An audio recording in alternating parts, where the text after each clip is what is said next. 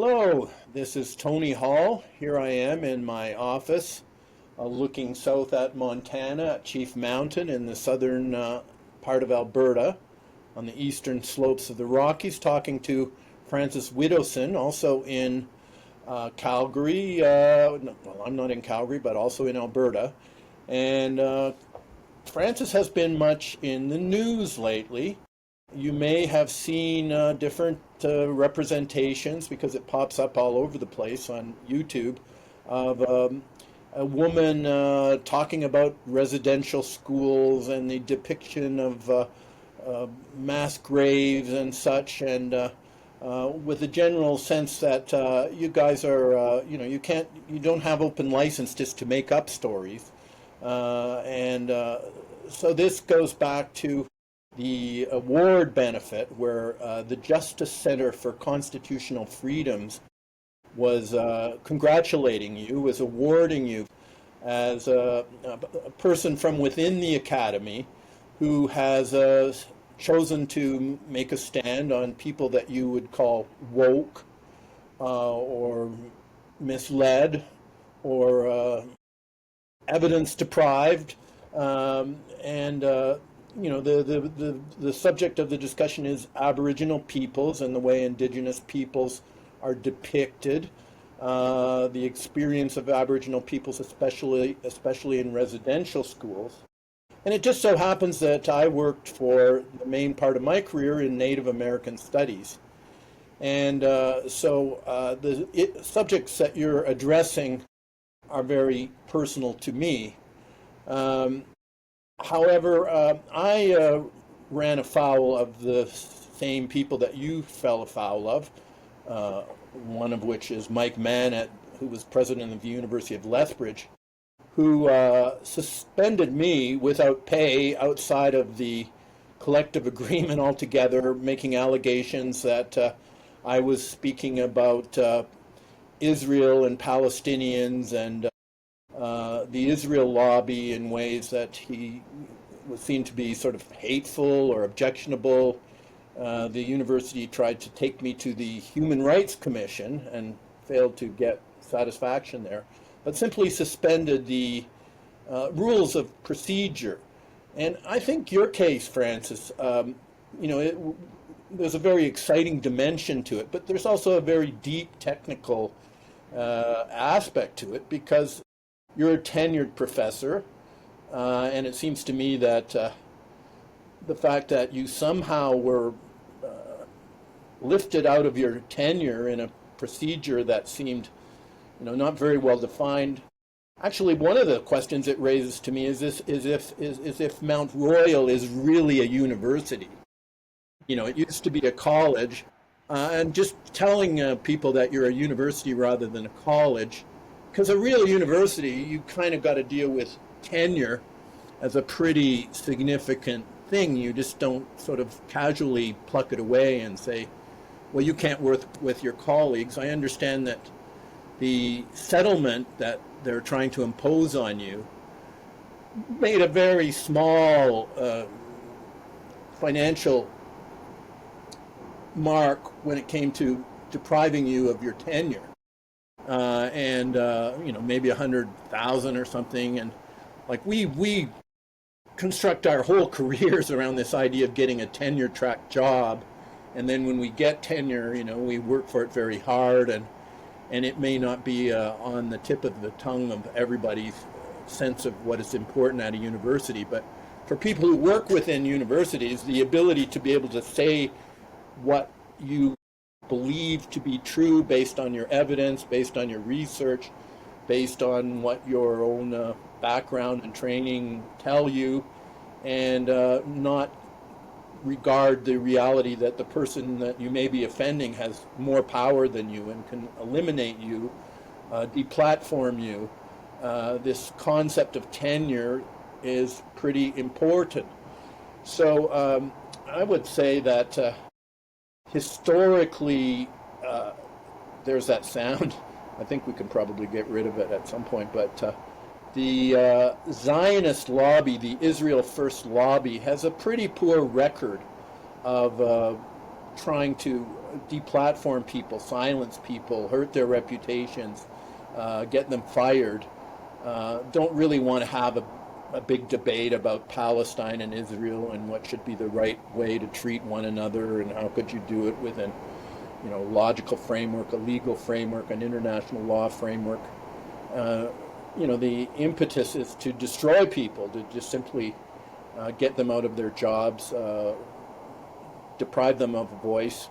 So it was interesting to me when you were getting the award, the Justice Center for Constitutional Freedoms, had kind of they were introducing a lot of people, and there was a strong sort of Zionist nature to the 400 or people or so who were in that auditorium.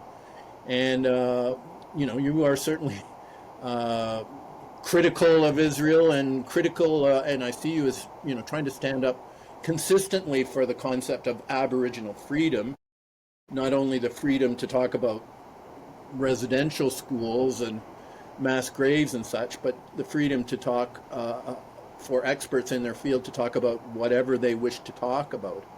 And so that's how I'm setting this up. But since the time you were getting the award, a month and a half or so ago, you've gone to a lot of events at the University of Winnipeg, at Fraser River University, other institutions, and there's sort of a reception that now becomes almost like a customary reception for you, to call you some sort of hateful person, somebody who sort of hates Aboriginal people, or is just sort of a hate mongering kind of person who devotes yourself to hate. I mean, that seems to be a common theme.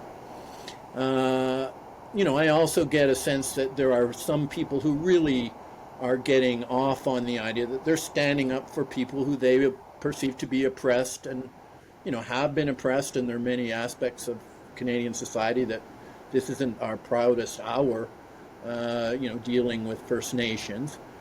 You have your explanations for it, the Aboriginal industry trying to exploit lawyers and professional people trying to exploit their situation for their own kind of class interests and control the conversation to serve these professional classes that may or may not be Aboriginal. And you have, experience in the Yukon of that happening, you seeing it close up. So maybe you could start by filling us in since you got the award, and then we'll take it from there and see where it leads. Yeah, so I did mention in the presentation that I was giving that I was going into University of Manitoba the next week during the week of Truth and Reconciliation, bring some truth to Truth and Reconciliation. And University of Manitoba was chosen because it was the home of the National Center for Truth and Reconciliation, which has the repository of the residential school records and is being controlled by a number of activists who are not letting the public have access to these records. So it really is an advocacy-oriented thing in an academic institution. And we were going to do I had a professor there had tried to book me some rooms since June, and University of Manitoba just hemmed and hawed and so on, and finally said that it couldn't do it, even though it did protect academic freedom and allowed professors, they didn't obstruct professors at all in booking rooms and so on, that they couldn't do it this month, September. It would have to be in November, and they were going to charge the Society for Academic Freedom and Scholarship between $2,000 and $5,000 to do that. And so I said, piss off, University of Manitoba. I'm not going to get the society's money spent towards this nonsense. So I'm going to go in and do the spectrum sheet epistemology, which I did at the University of Regina the previous year. Worked out really well. Spectrum street epistemology. That's a very precise term that you're using in a very precise way in a number of occasions when they say you can't speak, and this is the response that you come up with. Yep. And so it's Peter Boghossian is the is the professor who developed this method. It's basically the Socratic method, but it's got learning aids, I guess, with these mats, which say strongly agree, strongly disagree, neutral. You lay them out in a semicircle, and then you have a claim such as, well, the one in Manitoba was, University of Manitoba was, the grave error at Kamloops was a hoax. That's the claim.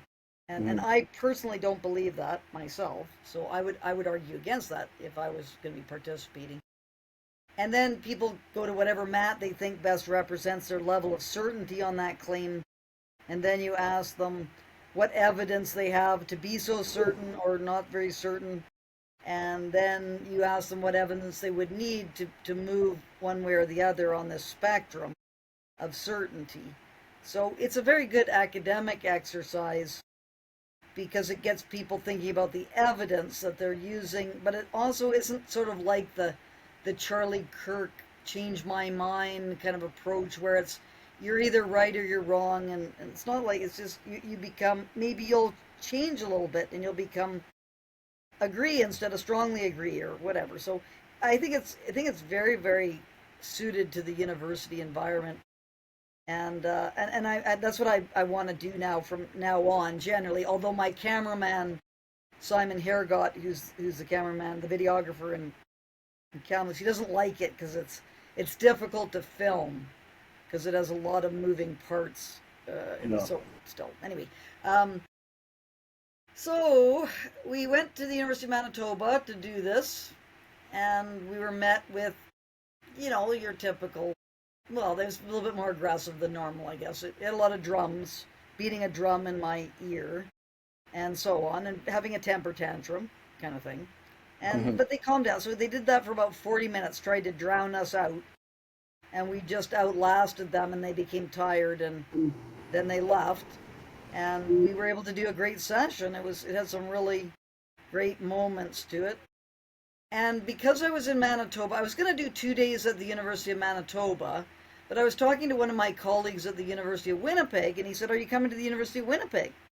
And I said, "Oh, I hadn't thought of going to the University of Winnipeg because it wasn't the National Center of Truth and Reconciliation, but it would be nice to do 2 universities in one stop." So, and my colleague Michael Melanson, who's on my research group, said it's going to be really dangerous there. It's the heart of the gang territory and so on. You've got to really think about this. And I was going, well, I've kind of had this warning before at University of Regina, and nothing ever came. So it's going to be a bit tense, but it's a university campus, so how bad can it be? Well, it can be pretty bad because this is, of course, the context, and you are becoming, in a certain sense, the test case or the canary, the miner's canary or something, that at some point there was a breakdown of communications, and I would consider myself kind of progressive left to this day, but I don't find much company or camaraderie with those folks who are often referred to as woke, and woke became a kind of, I guess you could say it was a stereotypical term in some people's eyes, but in other people's eyes it sort of described an idea of people who are trying to be awake but aren't really awake. They're kind of woke. They're kind of stuck in a certain set of, self-righteous indignation that will not broke the discussion that, for instance, maybe boarding schools are nuanced places in Indian residential schools. Maybe some people had good experiences, some people had bad experiences. Maybe some, no doubt children were raped and terrible things happened. But then do we go to the extreme of, somebody puts some equipment on the ground and does some kind of radar of the earth and finds markers and immediately declares this is a mass grave. Now, a mass grave implies mass murder. Suddenly we find in the New York Times, in the government of Canada, in the political parties, this embrace of the idea, because in Kamloops, there was this discovery of mass graves, which you looked into and other people have looked into. Yeah. We get this, inability to talk about this. And then, in the larger context, there's Gaza and there's genocide. Some see it as genocide in Gaza. Some people see it as, oh no, it's all Hamas. There's some terrorist organization called Hamas, which is responsible for everything. And of course, U.S. and Israel, the governments, they're squeaky clean. They're innocent. They're being wrongfully, accused of genocide. So we have a lot of intolerance there. I mean, the Trump government takes a position, and takes a position. If you criticize Israel, you're basically anti-Semitic. You're basically a supporter of Hamas. Hamas are terrorists. Maybe you too are a terrorist.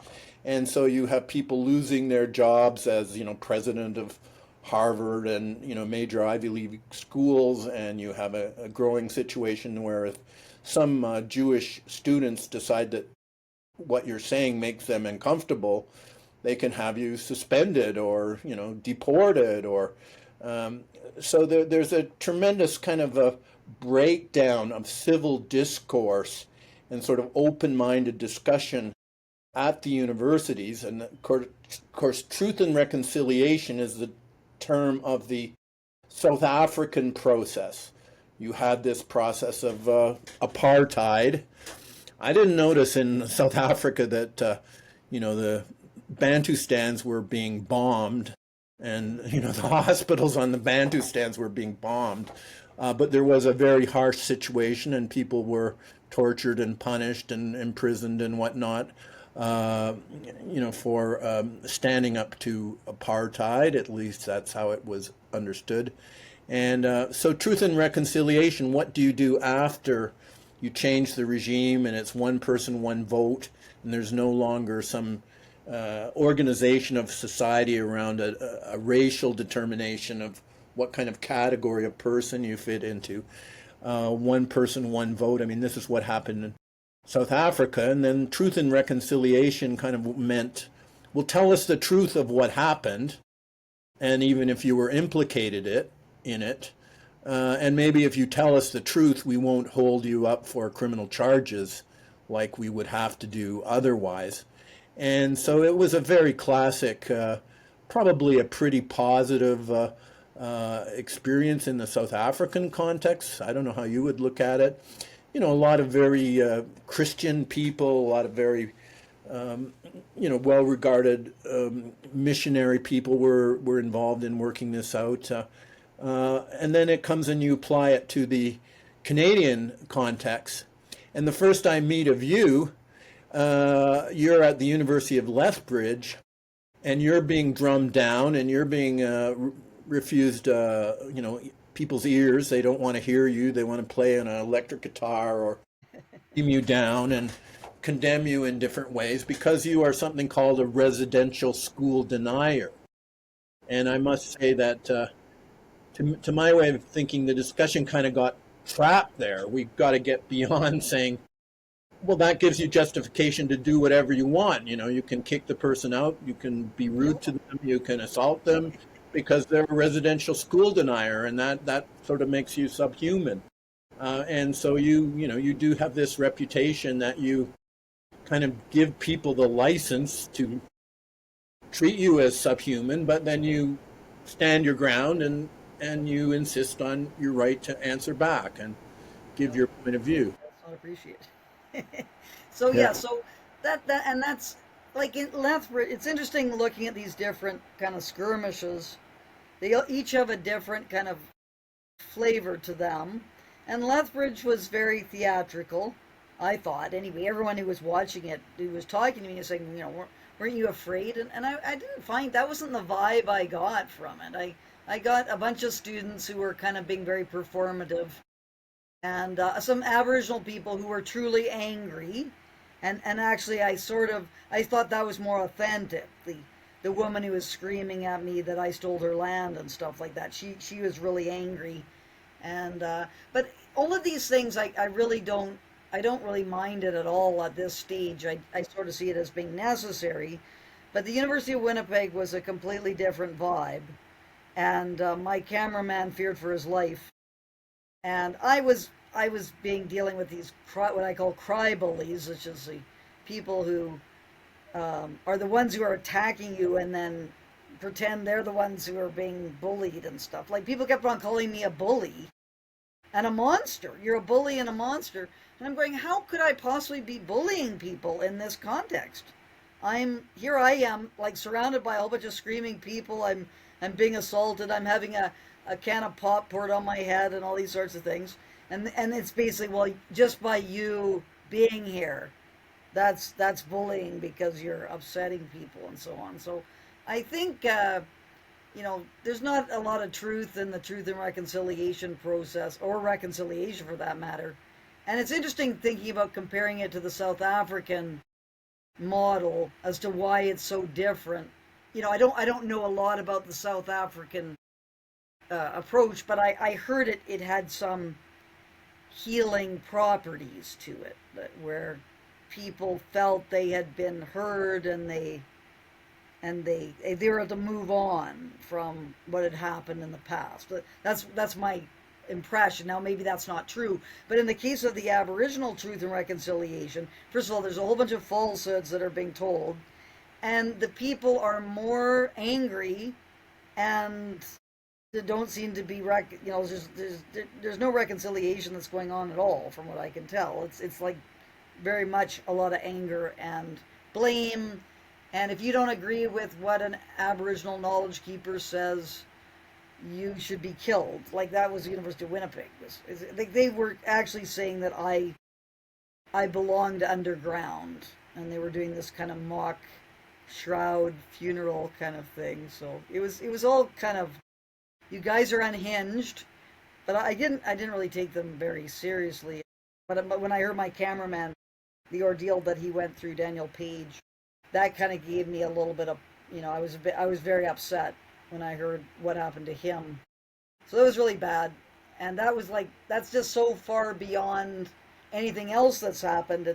It's hard to compare it. So it is very unusual. Well, it's probably we're all heading towards, I guess, but we just got there a lot sooner at University of Winnipeg because it involved the gangsters. The Aboriginal gangsters all came out.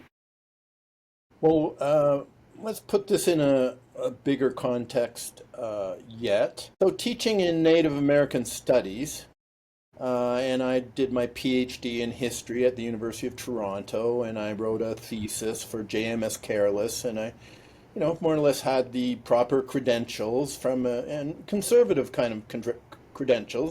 It wasn't some kind of way out there, newfangled thing that, I got my PhD in Canadian history and British Empire history, and went out and taught in Sudbury for 9 years, and then I was invited to teach at University of Lethbridge, and phoned up by Leroy Littlebear, and I was picked up at the airport by Leroy Littlebear, and I'm born as a Caucasian. My father is from Ireland, and my mother is an old Scottish family.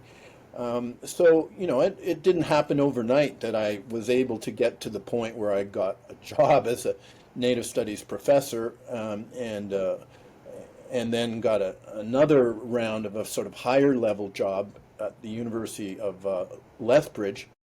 And of course, in those days, in 1990, everybody wanted to get a job in Alberta. Alberta was, on the move.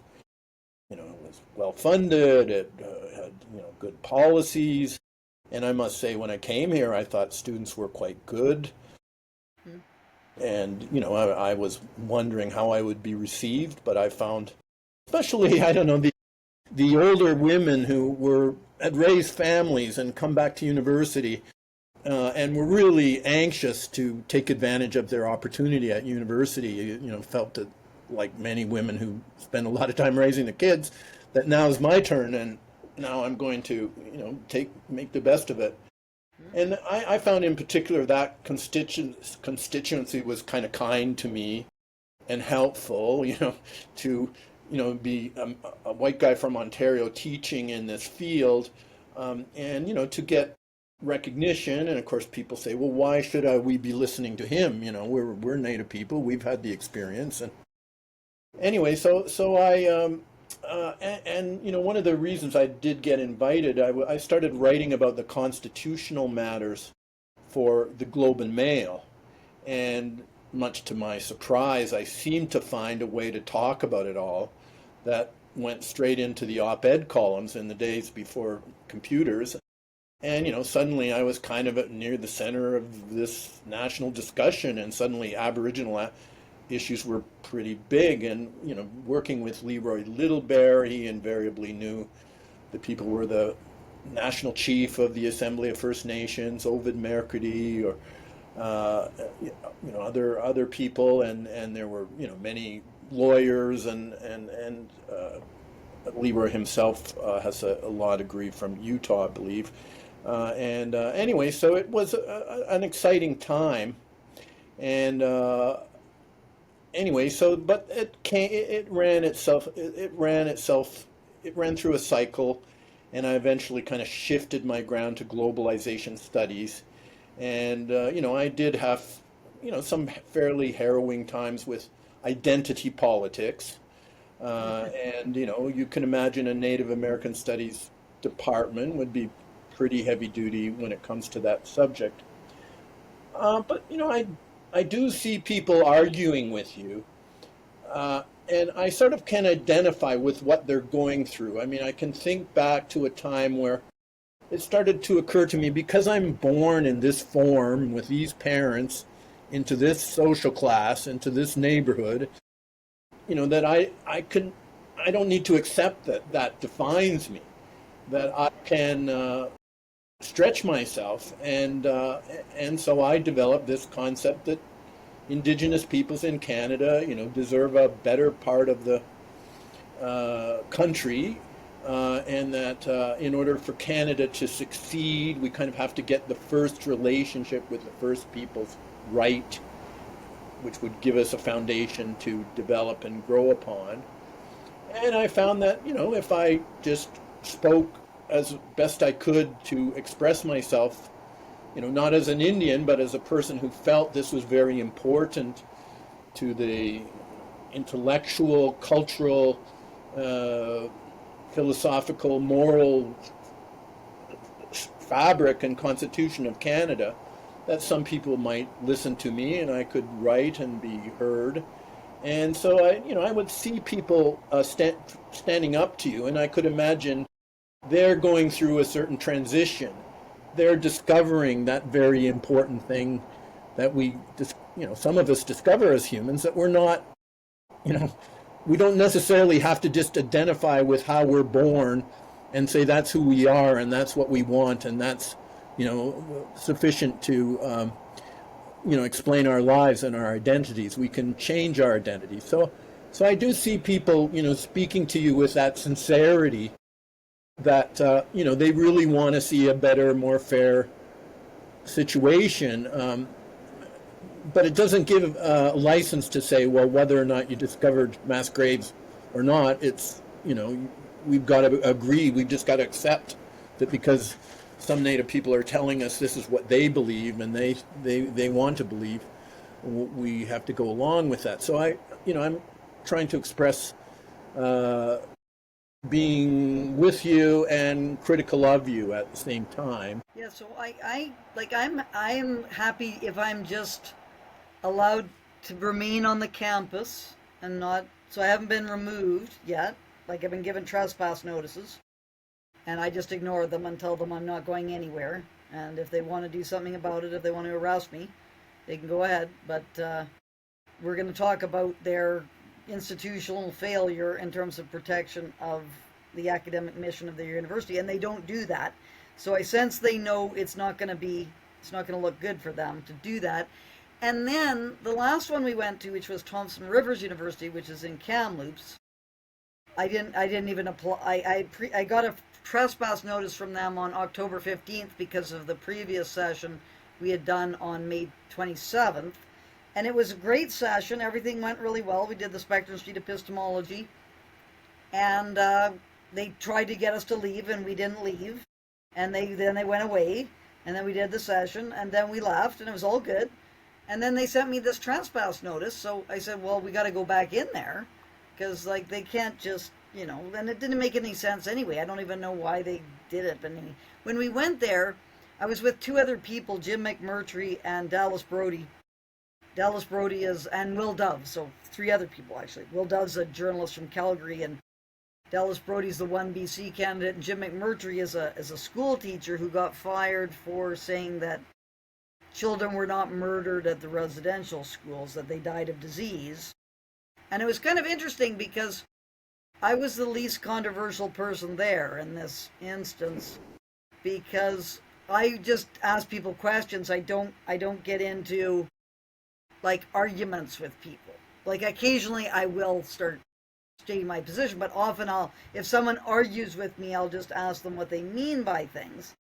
And Jim McMurtry, it was acting like a street preacher. Like he was lecturing people, he was yelling at them, he was calling them liars, he was doing this, and I was watching this going, oh my God.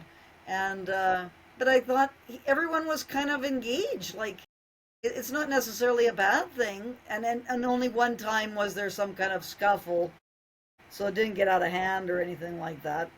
So I don't. I'm happy just to sit there. If someone wants to yell at me, they can do that, and then maybe they'll calm down after a while. And then I ask them some questions, and maybe we'll get somewhere. So I don't really have a predetermined kind of idea about what things are going to be. But the one thing that just cannot happen is this violence. Like the violence is just going to be absolute poison for what goes on at the university. So, maybe University of Winnipeg was just, the odd situation, but I have a fear that that's kind of, it's going to become more and more prominent. So as long as that, I'm hoping we learn some stuff from the University of Winnipeg, but no one seems to have admitted wrongdoing from everything that occurred. So everyone seems to think that was deserved or something. The whole thing is quite amazing. Well, if you think of, violence as a possibility at the universities, I mean, that would be the end of the line. The whole concept of a university is we're going to have disagreement. In fact, that's what the place is for, essentially. Yeah. One of the things that I think is a big responsibility on people who work at a university is to try to convey, how do you disagree with people with civility, with respect? And what do you do with disagreements? And once you get into ad hominem attacks and, trying to say, well, you think this because you're not a very nice person and you have some kind of character flaw, well, you've sort of lost the trail right there because, show me with evidence why I'm wrong. You don't get to say, well, you have a funny look on your face and, I noticed you didn't do your laundry this morning or something like that. Those kind of things don't count. So this idea of needing to be civil, I feel this strongly. Now, I went through a process where I did leave the university. I didn't get back into a teaching role. At age 67, I retired. And, we've made a lot of it in different contexts, but, I did become professor emeritus. And so I'm in good standing, and I'd like to do something at the University of Lethbridge, and I'd like to sort of connect with your treatment, which, let's face it, that was a hard day. For me, what happened at the University of Lethbridge, this was my life's work, and to suspend a person in the middle of the term when they're teaching courses, to declare them to be a trespasser on their own campus, to try to cut their pay from a healthy pay to zero, which is, there was just this very overwhelming, censorious, coercive effort to demonstrate to the community that this is a very bad person. They broke out of the collective agreement So, we now in Alberta are unionized actually. So as university professors, as faculty members, we're part of a union. And so our first relationship to the school is as part of this collectivity, the faculty, and there's a collective agreement. So in my case, the university administration and the board of governors simply refused to go by the collective agreement. They took me to the Human Rights Commission and pressed a charge against me at the Human Rights Commission. The main one being that I somehow implied Jews were partly responsible for 9/11, and everybody knows it was Arabs, and it's somehow sacrilegious or some kind of hate speech to have this definition of, well, basically have a view that 9/11 is an unsolved mystery, that, this is an open set of questions, what really happened on that day. And, I could be right or I could be wrong, but I am challenging the existing orthodoxy on the matter. And I felt that was, really kind of low down, that somebody in the president's office would sign off on such a thing and think that was a reason to take the person to the Human Rights Commission because they don't have the correct interpretation of what happened on 9/11. And And it's an empirical question. Like it's not yeah, like I have now heard this theory numerous times. I don't know anything about 9/11, except for the standard narrative, which but I met someone in Kamloops who was telling me about their theory about it, which I found was highly implausible.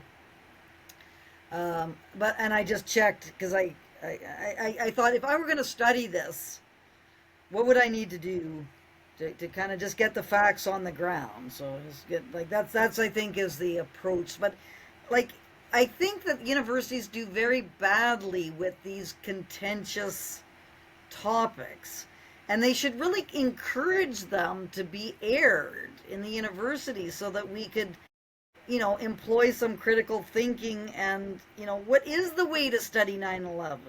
What are the points of contention? Why are we so afraid of looking at this and kind of shaming and, belittling people for having kind of unorthodox positions like that? And I'm much more now because after seeing what happened with the Kamloops case, which was just constant falsehoods being perpetrated about it, and all the parties, the institutions, all the universities, all the media, just regurgitating these falsehoods, even when it was like shown in their face that this is not true what they're talking about. I don't really have a lot of trust for the mainstream kinds of accounts. And that makes life very difficult because then you have to spend if you want to take something seriously, you have to kind of figure out a way to study it yourself, which is not easy because often we don't have the expertise to know whether, how does a building fall down or whatever. Or is it possible for a building like the World Trade Center just to fall down like it did when it's hit with a large bomb, a plane full of gas, jet fuel? I don't know anything, and I don't have the skills to be able to do that. So I'm going to have to rely upon someone who has expertise and yeah. And you can find about, you can develop expertise on the internet, and learning about the temperature where high grade steel will melt. I mean, there's a whole literature on that, and it's not that complicated a question. Like, it's not just any old temperature. You have to have a temperature that goes this high to get the steel to melt and collapse. And so you can find out that number, and then you can look at the fire and say the fire, well, that's got all this black smoke. Usually when you have a fire that is really hot, you don't have black sooty. But you have to trust the people who are telling you all these things. Well, yeah, You can well, trust no, that I mean, you information. can. So it's like, okay, now, so I just find it You kind don't of have to daunting. trust the people. You can check things out, and that's what we teach people to do in universities. Yeah, no, You I can, totally agree, but it's just it only in certain limited time and limited energy. Like I've become an expert now on ground penetrating radar because I yeah, had to find out whether what exactly is this all about anyway, and can you detect bodies from that? What is all these things, right? Not that I have a high, but I have a much better understanding of it now than I did 2 years ago. But I just find it it's difficult to become an expert in a number of areas when you're trying to figure out whether this piece of information that's been given to you by the institutions is that credible or not. And it's very hard to figure that out if you don't have a some kind of backing in it. Like sometimes we have backing in things which makes us sense this is implausible. Like, but we need to have the backing in it to get that kind of sense yeah, initially that this is implausible. yeah. And of course, you run into people who might say, well, it just intuitively, I know that if, people made it happen and, somebody would blow the whistle, somebody would talk about it. You couldn't keep all those people not talking about it. So somebody will come up with it. My common sense tells me this, but when you've worked on a subject for a year and you've worked on, say this radar system, and you've found the studies and you've maybe even found one and looked at how it works, and then somebody just tells you, well, my intuition tells me, I'm right and you're wrong, and I'm obviously, much more skilled and intelligent than you because my intuition out the outdoes your 1 year of reading about it in a systematic way. So this is so Mike Mon deciding that he knows that Arabs did the 9/11, and he just knows. Well, how does he know? Well, everybody knows. It's on television. It's in newspapers, and everybody knows. Well, there's lots of things that everybody thinks they know that they turn out not to know. Anyway, so this uh, issue of what happens on 9/11 becomes kind of significant because, say, it wasn't Islamic jihadists, people who hate our freedom. Say it wasn't somebody in a cave in Afghanistan with certain agents, people that had met together in university in Hamburg or something, and say it wasn't Islamic extremists acting independently to assert, their will for a global caliphate, or just not being able to handle Western freedoms, and say it was the project for the new American century, and say it was uh, Netanyahu, and it was Israel first lobbyists who know they want to get the United States to be invading Muslim majority countries, like was did happen in Afghanistan, as a result of this blaming of Arabs and Muslims on 9/11. Somehow you got the idea that, well, Saddam Hussein must have been involved. So we've got to attack Iraq for weapons of mass destruction because you have these dangerous Islamic people trying to get weapons of mass destruction. And Libya was attacked, and Syria was attacked, and Somalia was attacked, um, and so I fell under the spell, I guess you could say, of a university fellow, Kevin Barrett, and he had a show called False Flag Weekly News. And so he lost his job at the University of Wisconsin in 2006 for teaching in his Arab studies class, and he spoke Arabic. And he's a white guy who converted to Islam. And so anyway, he invited me to co-host his show, False Flag Weekly News. And so once you look at one false flag, like oftentimes 9/11 is referred to, a false flag means you put up a flag of a different country. You try to mislead people to read, and then something happens, and then you see the flag on this ship, and then you blame the country related to that flag, for instance.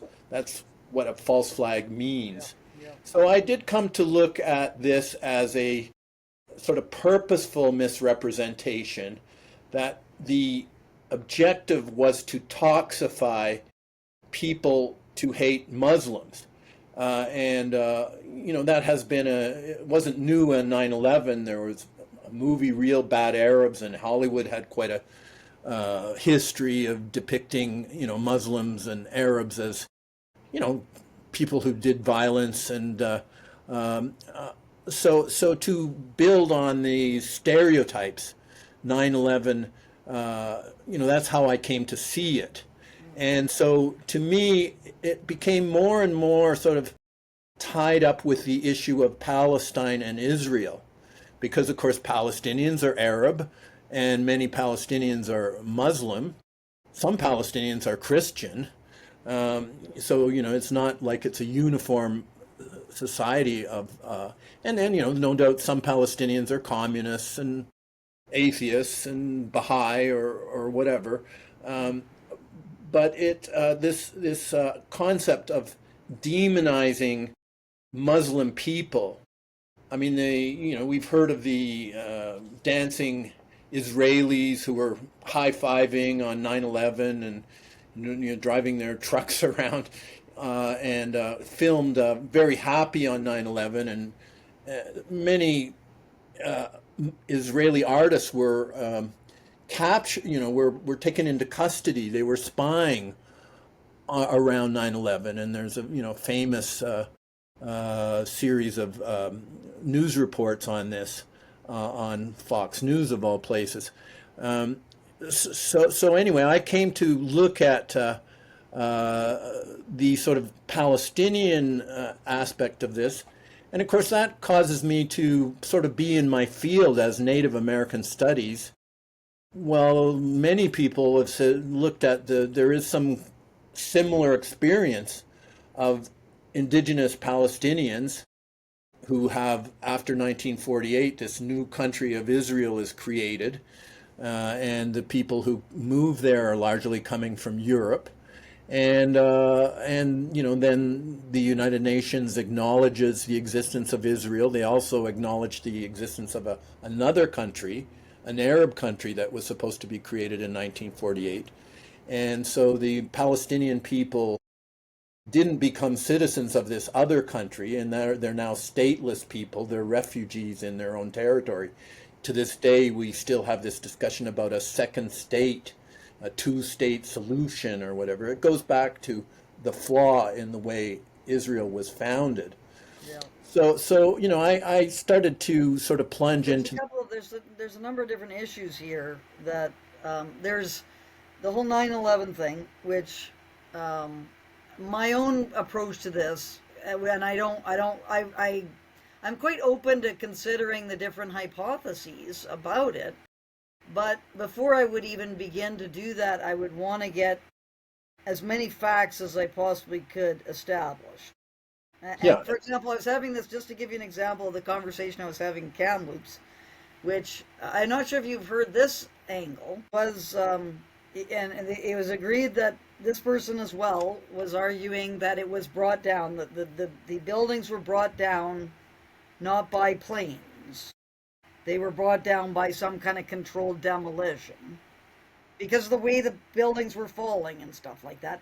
And then there's this third building that came down by itself without any plane flying into it. So that was like the kind of setting the stage. And I have no knowledge of that at all in terms of my understanding of physics or anything. So I'm not going to be it's not going to be very easy for me. But this person was arguing that the planes were flown by remote control. Have you heard that? Have you heard that argument? I've heard that argument. Anyway, so then I was thinking... No planes, actually, Hill. It was all some kind of video trickery on television that no planes actually hit the buildings. And then you can laugh, but where's the jet engine? You can find where the Anyway, first of all, we have the of the planes. plane. We And have we have 4 planes, so this would be my approach to this. Just listening to this person tell me all this, which I really thought was highly implausible.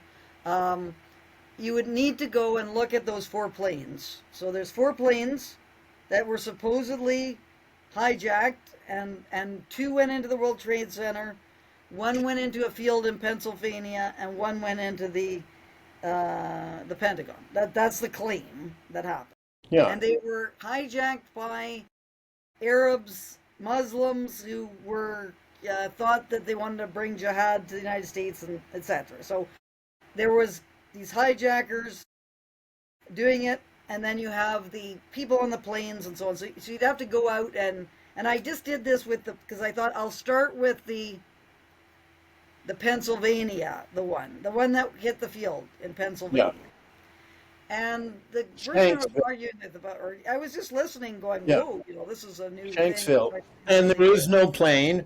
There's just kind of like a hole in the ground, and we're supposed to believe the plane just dove down deep into the earth. And at the Pentagon, there from what was I could a tell, book, the the information. first book written about 9/11 as a sort of misrepresented thing was that there was no real uh, plane wreckage at the Pentagon. Little pieces of plane might have been put To here go and back to there. the Pennsylvania one, from what I could tell from some of just the original, like very, very cursory sources, that there was all these parts of the plane that were blown up because it exploded, and there were all sorts of parts, and they got DNA supposedly from Now 40. you obviously haven't really done homework on this, and somebody told you this. No, I don't I'm know. just We I'm just could doing it go real quick. into Like that this. would be that would be the place to start. Like you'd have Well, to go you don't into think people have started it and looked at it and written many articles about it and like the idea that it sort of blew highly. up in the sky and then disintegrated or just disappeared into thin air? Like no. Um, But anyway, the person you're yeah, talking about, this Barrett guy, he's a convert to Islam. yeah. So he's got a bit of sympathies to Islam, and maybe he wants to, um, absolve his religion of crimes that have been attributed to it. Oh, well, okay, but he's a person who I know, and he has a PhD, and he is, he's not a person who would suspend reason and rationality because he's so committed to seeing that the world converts to Islam. Um, in any case, my experience of working with him was, this idea that Muslims, there's many philanthropic organizations that commit a lot of money to demonstrate that Muslims are very violent people and unstable people and do a lot of violence. You have people like Pam Geller, wanting to form a cartoon event in Texas in 2015, because making fun of the Muslims should be open-minded, and if people want to make fun of the prophet, they should accept that as free speech and all of that. Definitely. I mean, there is a very concerted part of Israel First promotion, promoting the policies of Israel, which wants to depict Muslims, wants people to have a very bad impression. The Islamophobia would be the term.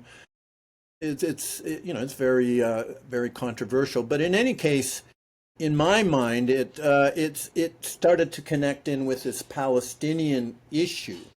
And nobody, I must say, can I remember saying, well, in 2016 when you were suspended, you were saying publicly that maybe there's a problem in Israel, that the treatment of Palestinians is not really going in a good direction. And since that time, hundreds of thousands of people have been, some would say, genocided. I mean, it seems to me it's not really rocket science that it meets the terms of the Genocide Convention. And, nobody has sort of come up and said, well, maybe we should have listened to you a little bit more back then when you were pointing to that issue, because, it turns out that maybe it wasn't that crazy that I was paying attention to that issue. A graduate student had read my work and was directing me there. And apparently, I'm going into my case a little bit, something I just learned about it. There's a person called Goldie Morgentaler, who is in the English department at University of Lethbridge. And if you can't have talked to Paul very much, Paul Viminitz, without him bringing up Rosie Morgentaler.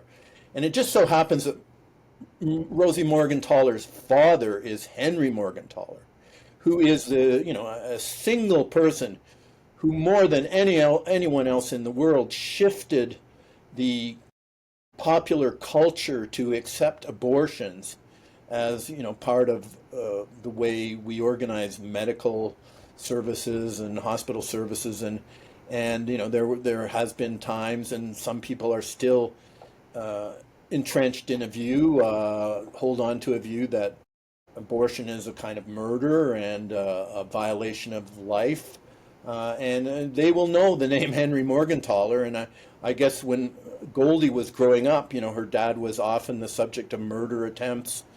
He was in and out of court. He was a very controversial figure. He just, even if it was breaking the law, he would just do abortions and take the consequences.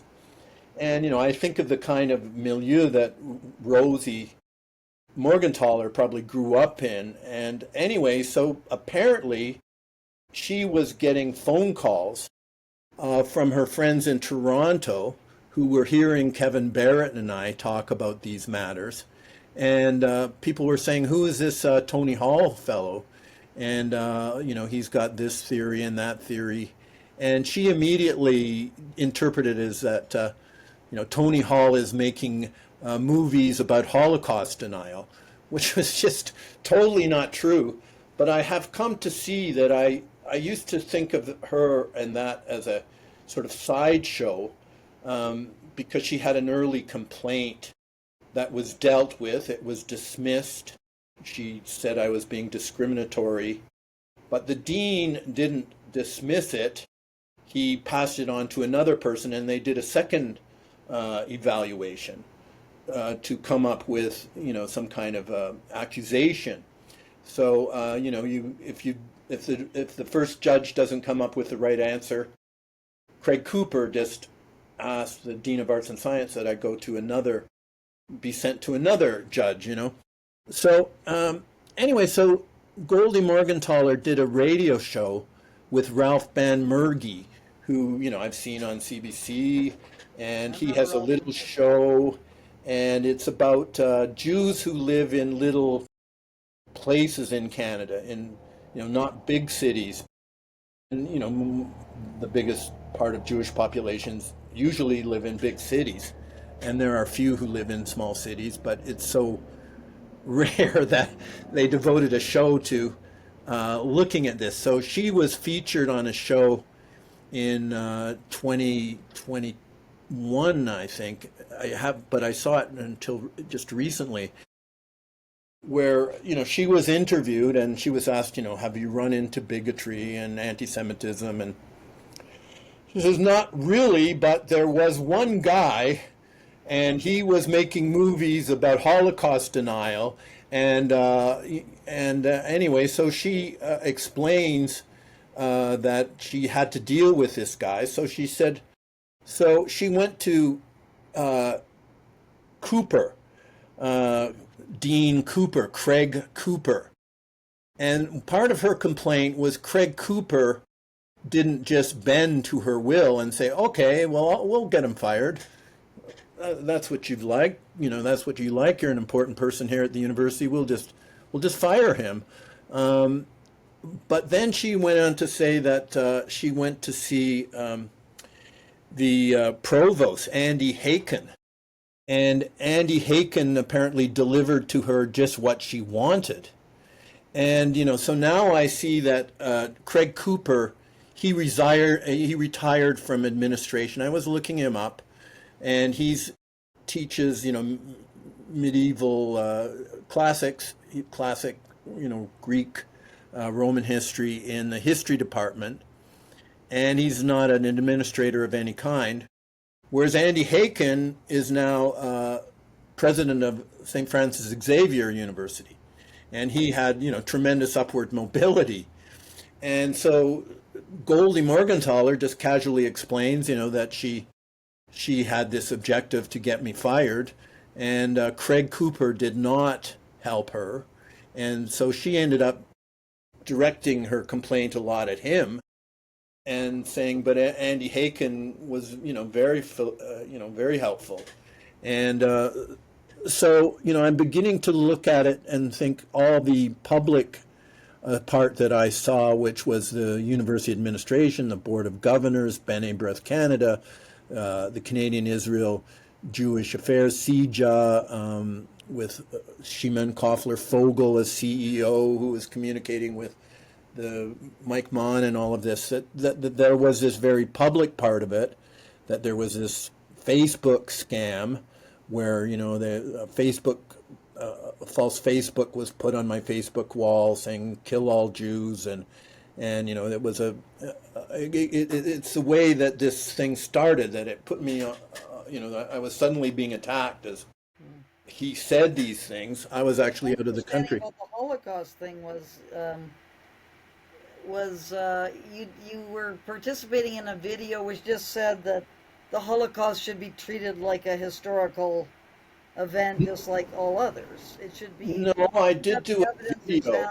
So I did do a video for a committee on open debate on the Holocaust, and I was asked, and there is such a film, and you can see it, and it's I've seen it. published in many places, and apparently, it's outlawed in Germany, and if I was to set foot in Germany, I might, be incarcerated. But you weren't denying the Holocaust. You were. No, I was saying there should be open debate on the Holocaust. Yeah, there should be. There should be open debate on the Holocaust. But No, then you you, wouldn't say the Holocaust didn't happen, or Monica Schaefer, who I know Monica has contacted me a couple of times, oh yeah, and as far as I understand it, she's denying that there was a genocidal kind of impetus towards. yeah, she would, and her brother would actually. That's what they're talking about when they're. They wouldn't complain if you call them a Holocaust denier. They'll say yeah, you know. But I did read, like, I don't think the Holocaust, people who deny the Holocaust happened, I don't think that should be criminal. Like, I find this amazing, and this is what is leading to us to have all these troubles in Canada, is that we got this thing passed in 2022 about, if you deny the Holocaust in the context of anti-Semitism, you should be sentenced to 2 years in jail or whatever. Now, I think the Holocaust, there's a lot of evidence for the Holocaust being a genocidal kind of action against Jewish people, and killing a whole bunch of other what was considered to be undesirables at the same time too. So I'm not in the camp of that, but I really find it perplexing as to why we would want to have this criminalized in law. Like, and Germany, I know that they do that in many different countries, Germany being one of them. And the Schaefer siblings have both been incarcerated in Germany. Anyway, when you think about the concept of Holocaust denial, I mean, the Holocaust, let's, say, okay, bad things happened in World War II, including to Jewish people. And there is this title, The Holocaust. What does it include? And how many events does it include? And how many camps? And how many countries? And how many people in charge of this and that? And what kind of people went here? And what kind of people went there?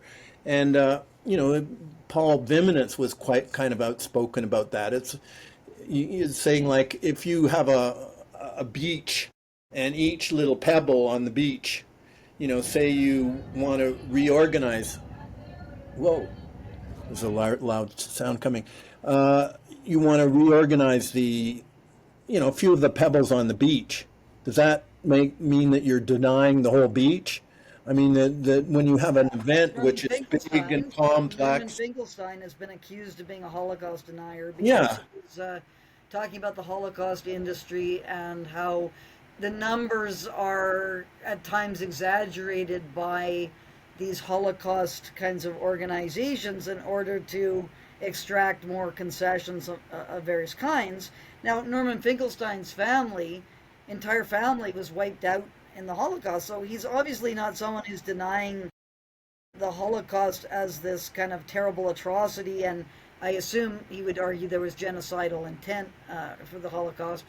So it just by even challenging the general kind of position of these Holocaust organizations, you can find yourself being accused of being a Holocaust. Well, it really is an insult to our intelligence. It's an assault on the academy. Like, you can't just do history and say, no, we've got this part of history perfectly done. You can't touch it. Like, what you do in history is you revise it. New people come along with their sources. They discover sources. You've got to find, you've got new evidence. You have to incorporate the evidence. People, pass through their career and new people come and replace them, and the new people look at it differently than the old people did, and that's a good thing. So we revise history, and like Ernst Zundel and all these folks, they would say, well, we're revising the Holocaust history. We're not saying there is no Holocaust history. Even if it's completely crazy stuff, which I don't know any, like I just know about all these people. I kind of have an attitude that they're sort of crazy people, but maybe they have some points which have an accurate understanding of this particular detail of something or other. I just find the whole criminalization of speech to be an unbelievably wrong-headed approach, and then it's used as a stalking horse for all sorts of other measures that are now. And then, residential school denialism accusation. Yeah. Because they're saying, well, if the Holocaust denial is illegal, then residential school denial should be. We want a piece of that too, please. And everybody stands up for a piece of that. Now, in floating the case against me, so I did make this contribution to a movie which also has Monica Schaefer and Alfred Schaefer in it. There's the three of us, and I'm kind of proud of everything I said. Like, it seems to me that there's nothing you said I disagreed with. When you work in a university and you want to say, well, we stand up academic freedom. It raised the ire of the various, But there was this other element, Francis, that there was a planted Facebook post put on my Facebook wall. And it was supposedly done by Jonathan Goldberg.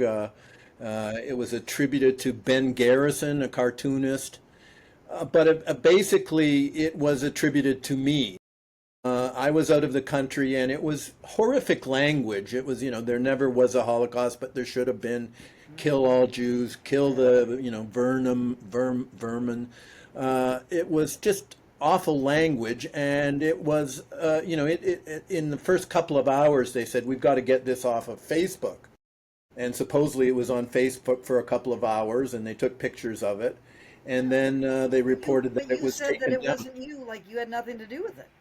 That's right. But it was, but then you have this media establishment, and, it appears in different papers, and it, in the first reports it says, well, it's attributed to Glenn Davidson, another person in Lethbridge, but that gradually gets lost. And then, in Freedom of Information, I start seeing that there were these notices sent out, including to the Premier and others in the province by B'nai B'rith Canada, attributing the exact words of this planted Facebook post to me.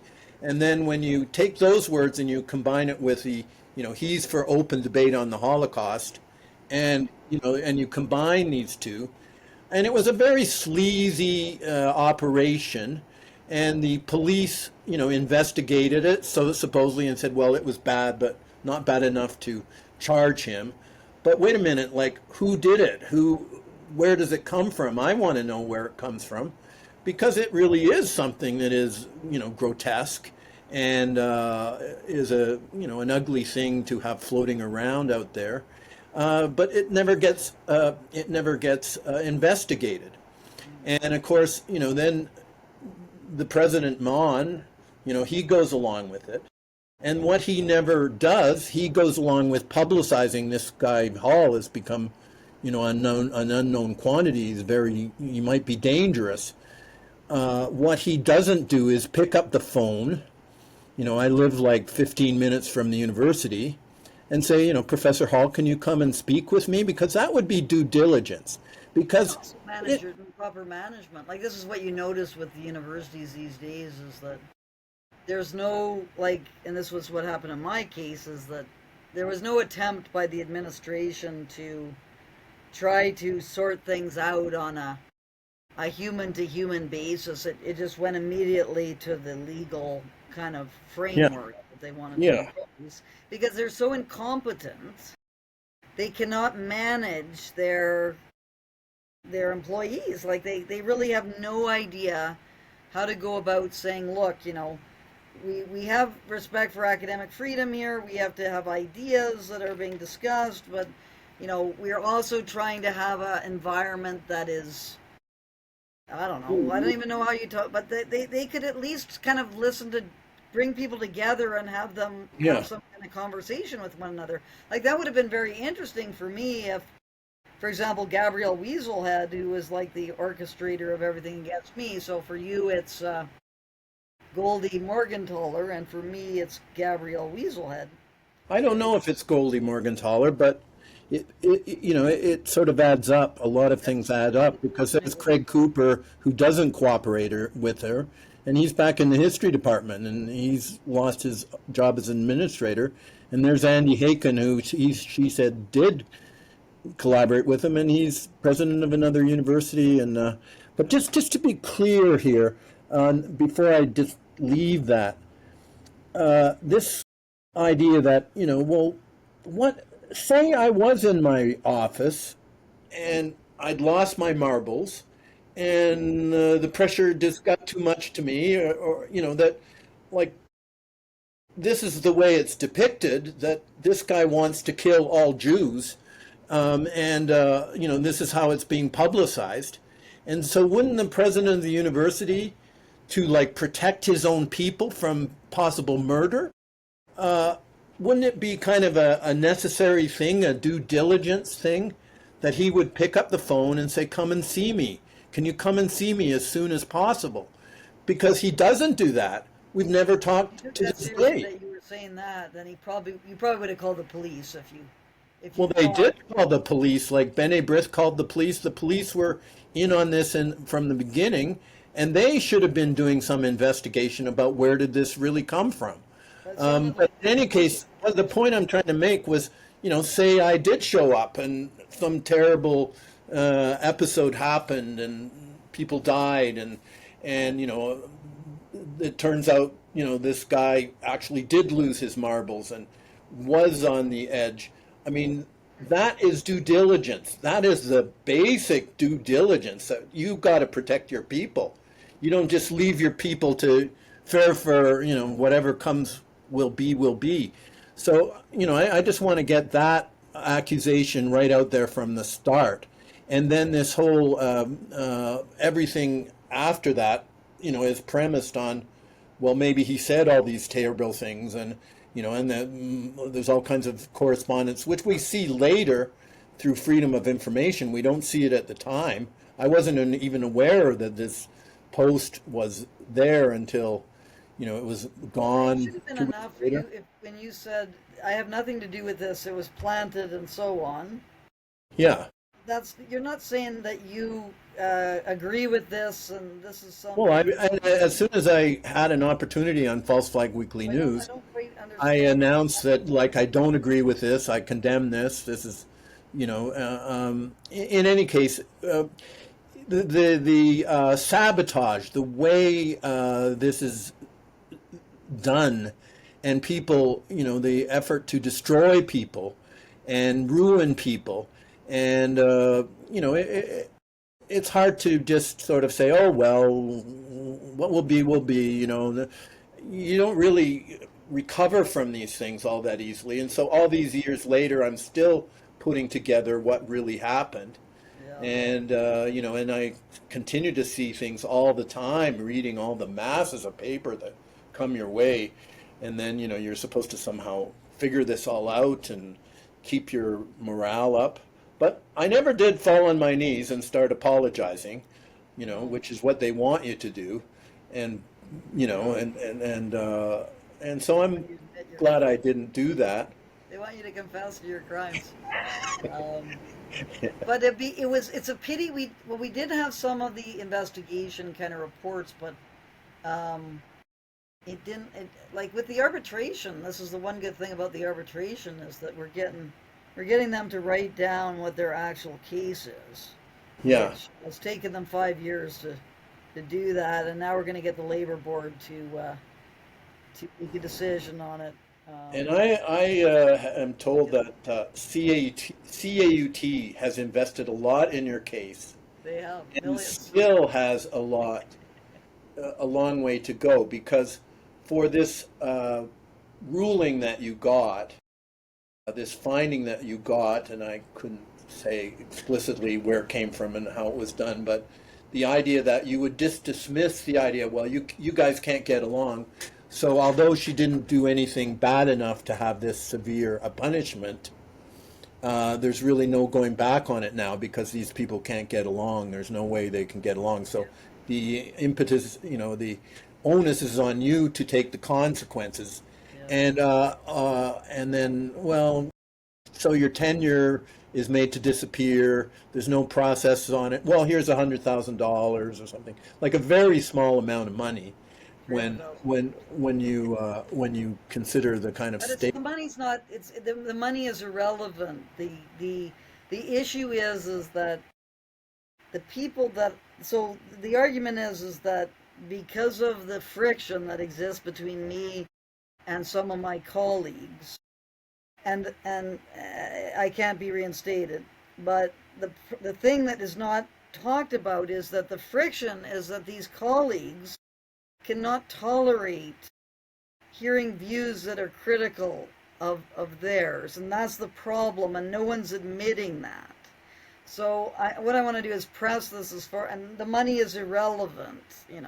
Money makes life not, Yeah, easier and so on, but it doesn't really solve the that problem. used to really bother There's me when people would say, "Oh, you're going to get 1 million. You're going to get," and they immediately boil it down to, some kind of bingo game or some kind of a draw or something that and you might get the bonanza or something, yes. and that So that offended me when you're trying I to. know, I know. It's like you're a prostitute. I'm not a prostitute.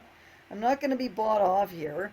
They're gonna have to explain that just a couple of examples of the things that cannot be tolerated are one, the claim that there are only two sexes.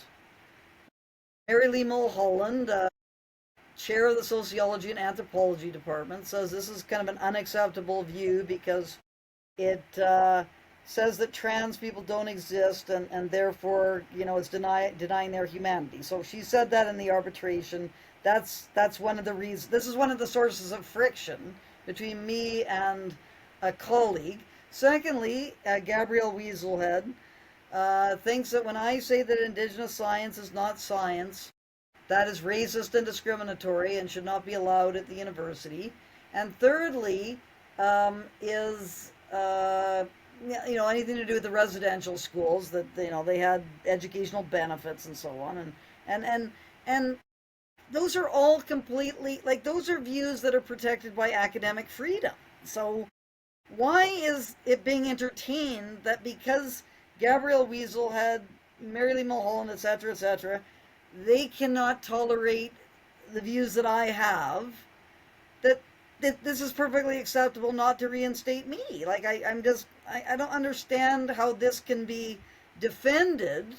But as you know, because of the unions, the problem with the unions, it's very likely that my case will fail, in spite of all the money that's been spent by the Canadian Association of University Teachers. And this isn't really the fault of the Canadian Association of University Teachers, although they have got some serious woke problems. It's my union botched the job so badly from the starting gates that the case is really not it's not set up in a robust way. So, for example, they hardly, in my termination grievance, they never mentioned academic freedom or freedom of expression. They never mentioned that. So now they're trying to cobble together a case about academic freedom and freedom of expression, and Mount Royal University is rightfully saying, well, if it was such a big deal, why was that not in the termination grievance? Well, the reason why it wasn't in the termination grievance is because the union wanted me to lose, and they intentionally kept it out of there because they're defending Weaselhead, Watchman, and Dirks, and arguing that my ideas created an unsafe work environment for them, and Mount Royal didn't do enough to protect the safety of their work environment. They're trying to win on that side, and in order to win on that side, I've got to lose on my side. So the whole thing is a disaster, not because of the effort that's put into this case, because a lot of effort has, but it was put into the case on a very, very shaky foundation, which is going to be very hard to win because of the fact it never got set up properly in the first place. So it's just kind of a bit of a, but that'll all come out in the end. It's just Well, pushing it hard. we're probably getting to the point where we should start to think about narrowing it down and concluding it. But I'm not to muddy the waters of what you just said, but it did catch my attention when you talked about a condemnation, a blanket condemnation of what you call Aboriginal science. And I mean, surely there's a lot of documented history around, for instance, people going into the Amazon and looking at the plants that people use. Sometimes it might be for medicinal purposes, or sometimes for, psychedelic purposes, to have some kind of you did have people from Harvard, I think, go into the Amazon and hang out with shamans and find out what they were using and see, and take it themselves and see how it affected them and if there was something in it. It's a very common story that people go in and find from Aboriginal people, like uses of plants, for instance. That is a fairly common thing that people do all over the world. They live in certain environments. They find out that certain plants you can use for medicinal purposes, or digestive purposes, or psychological purposes. The case is like Russell Barsh was always getting into this, Native American Studies professor, that where's your intellectual property? You guys, you put on all this, you've contributed all this knowledge to the world, and where's your piece of the action, intellectual property? And got people kind of, quite built up about that subject. So the idea of how we define Aboriginal science, or that there are, to make it a blanket judgment. There's two issues. Okay. The first one is the academic freedom issue, which is, should I be not allowed to be in the university because I say that Indigenous science is not science? Does academic freedom protect? Yeah. And I don't want to muddy the water and saying, like, obviously not, like, It does. It seems to me to be a no-brainer to say that view is protected. However, that view could be wrong, but I don't think it is, because trial and error is not science.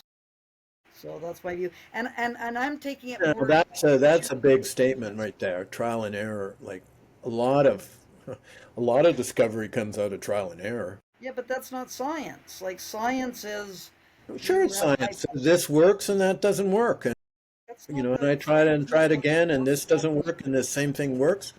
So Science is a method. that's a Science is a method. But and my that's issue good. more generally was not even getting into the nuts and bolts of all this. It was if you put a ethnic adjective in front of science, you make it so it's not science because science is a universal method that can be used by any group. It doesn't have an ethnicity that is attached to it. And the reason why you have indigenous in front of science is because they want to bring in the supernatural stuff into that kind of whatever that Mm. process is that they're going to be using, which is definitely supernaturalist kind of explanations are not scientific because science is a falsifiability method. So there's a number of different elements here, but what really bothers me a lot about this is not so much the question of whether I'm right or wrong on this subject. It's because Gabrielle Weaselhead is a prized indigenization asset. If Mhm. she's upset and feels unsafe, Frances Widdowson has got to be removed from the university. That's Mhm. essentially what has happened in my case. And that will destroy, it already has destroyed Mount Royal. Mount Royal is a complete joke now.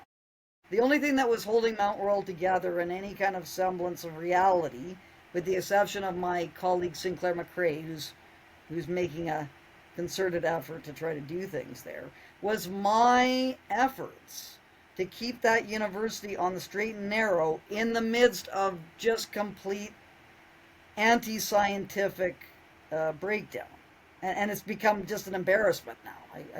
They've got sacred bundles behind glass cases. They've got some bear robe, buffalo robe that they had to bless the paint to put that on. They've got this elder Roy Bear Chief who does this ridiculous spider web creation story, and they get all the students dressed up in a bunch of orange shirts to do the human spider web, and on and on and on of all kinds of ridiculous things because it's no longer a serious academic institution. This has been completely destroyed because of this whole indigenization process. So, Did you come across the person called McInnes, who became president of CAUT in Peter McInnes, 2023, 24? Peter, yes. yeah, And anyway, I found it very disappointing.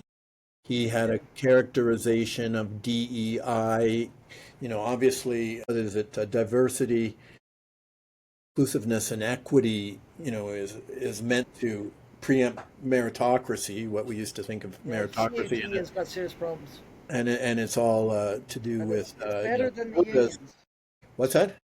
CUT has serious problems, but Yeah. it's better than the unions because it at least Hmm. recognizes the importance of academic freedom, Yeah. whereas the unions, most of them don't. Most of them are completely captured and don't. And my union used to be a good union. This is kind of what's distressing is that it really got destroyed in the period of about Mm. 2 or 3 years. It went from being one of the best unions in Canada to being one of the worst, and it Paul just Viminitz was saying that workplace safety has preempted academic freedom. That you know yeah, people should not feel uncomfortable when they go to work, and that becomes the preeminent yeah, value. But yeah, yeah. this McInnes, he was reflecting on you know the truckers arriving in Ottawa and the critique of the Trudeau you know mandates and COVID policies and whatnot, which you know many of us, I was among them, were you know very surprised, pleasantly surprised by what the truckers pulled together, and the seminars that they had in Ottawa, and they brought in you know medical people and lawyers and uh, all kinds of expert people, and anyway, he dismissed them as you know rowdies. You know, it was a very classist. It seemed to me like and it was this sort of prejudice against working people And to this day, the truckers' freedom convoy, the people get prosecuted. Anyway, it seemed to me that as president of CAUT, you don't want to say that, I'm the one who, henceforth, I'm the arbiter of who's arguing logically and who's got the better side of things. And it seemed to me he was doing that very, very aggressively, assertively, because he thinks the truckers were foolish and the government was right. That he would go with that Yeah, as a universal thing that everybody should agree with. yeah, that's a So fair. that really disappointed me. CAUT has been a very important uh, institution. Like Owen Holmes, who took my side of the case, he wrote to Yeah, CAUT and said, if you don't deal with these anomalies about the Hall case, nobody's going to take CAUT that seriously ever again. yeah, it's probably the beginning of the end. Yeah. So Yeah, anyway, that was bad. I went to an academic freedom conference that they put on, and can't remember what the date of it was. Anyway, this was like last during the winter, yeah. and they were just in complete denial about the EDI stuff. So it's all about Trump, which I totally agree that there's a lot of problems with the Trump administration in terms of academic freedom and just going into the universities and just basically taking a sledgehammer to all the universities. But that's one problem. But there's also the EDI problem. That's a serious threat to academic freedom. They were completely oblivious to you know any of this being a problem.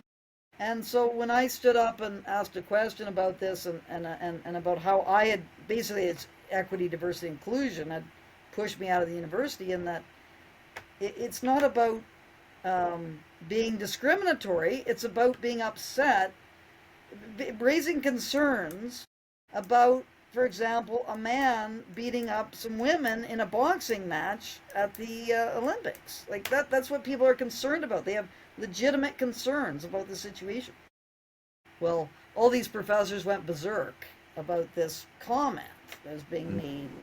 This has no place in our Hmm. conference, this transphobia. It's like, well, my point is being made here. Is I'm at an academic freedom conference. I should feel that I should be able to say something like that at an academic freedom conference, but I can't because I've got some woke guy who's just losing his shit because he doesn't want to hear the truth about what's going on in all the men going into the women's sports.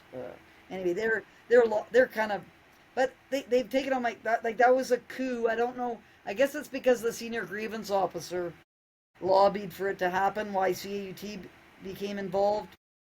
Maybe it was because they wanted to save money. I don't quite know why they did that because they've kind of cooked their goose a bit now because it's just going to go. I think this case is going to go the distance, is my general sense. It Your has, case. yeah. No, your case. Oh, yeah, for I sure. think it's the Supreme Court. Yeah. Yeah. Yeah, we're not going to. Well, I've got 25 people, including 6 journalists, are coming to the. Who are coming on the Zoom call on the 3rd.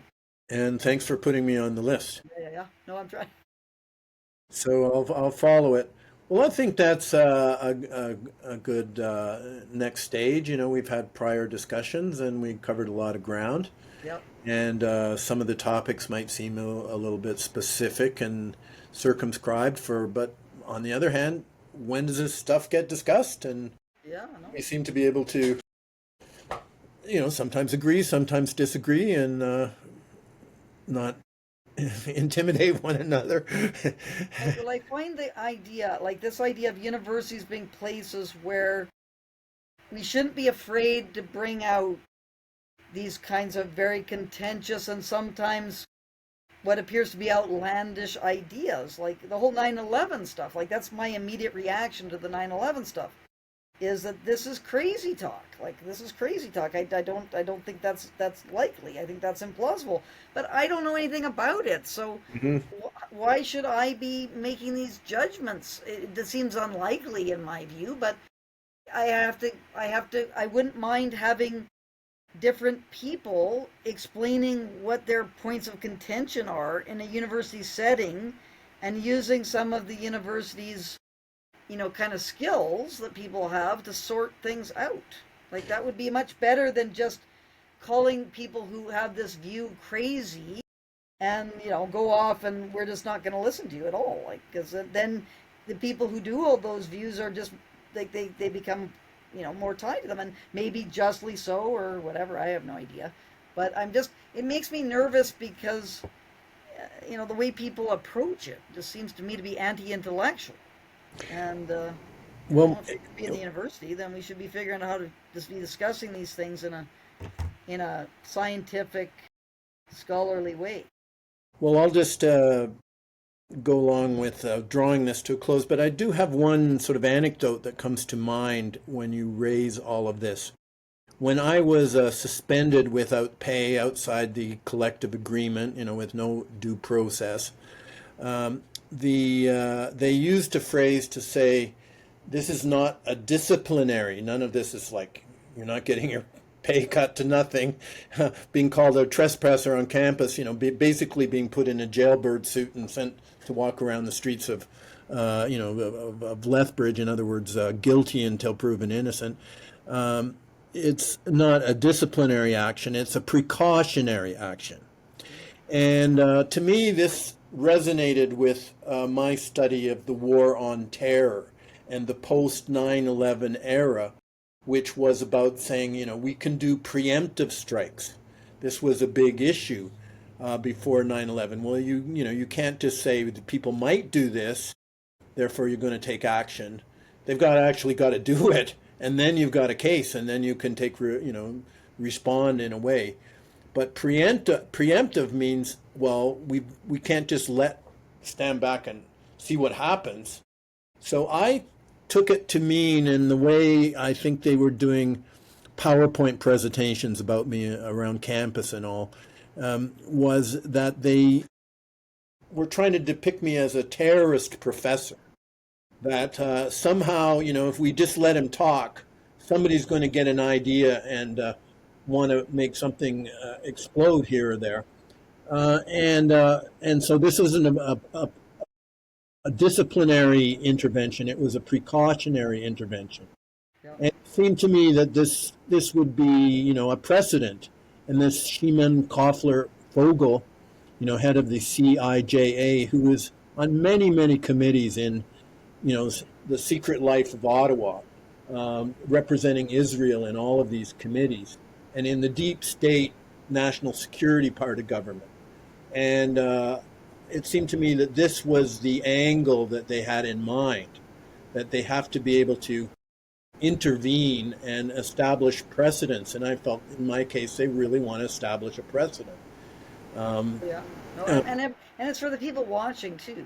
Like that's part of it. Is if they come down hard with the iron fist on people, everyone else watches that and goes, "Oh, I don't Yeah. really want that to happen to me." So I'm going to make sure that I don't do anything that is going to provoke.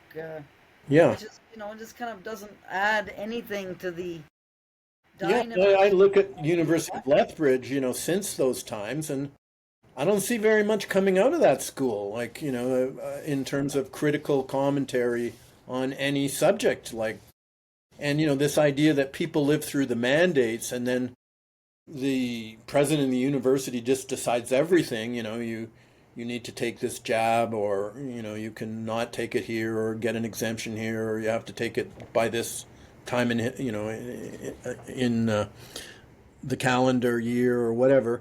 And people get used to just letting the president's office decide. And so when you come on campus and suddenly, yeah, you're invited on campus, you're welcome to be here. You're part of the expression of Paul Viminance's academic freedom, because he wants you to speak. So it's really his academic freedom Yes, which was violated. exactly. And then suddenly, you're canceled, and everybody goes along with it, and and then the student body are going along. Well, this is what Mike Mon says, so we go with Mike Mon. And the way the COVID history unfolded to sort of formalize this idea that the president's office is the ultimate, say so, is the red light, green light spot in the university, which isn't how it was meant to be. No. So on that note, unless you have some final Well, remark. Tony, I think we should bring Spectrum Street epistemology to the University of Lethbridge. That's the solution. Yeah. Okay, well, we're laying the Well, groundwork. well, sometimes in the spring when the weather gets a little bit better. And we can run this video as part of the announcement for it. Sounds Okay. good. Okay. See you later. Thanks a Thanks lot. a lot. Just Okay. bye Bye-bye. now.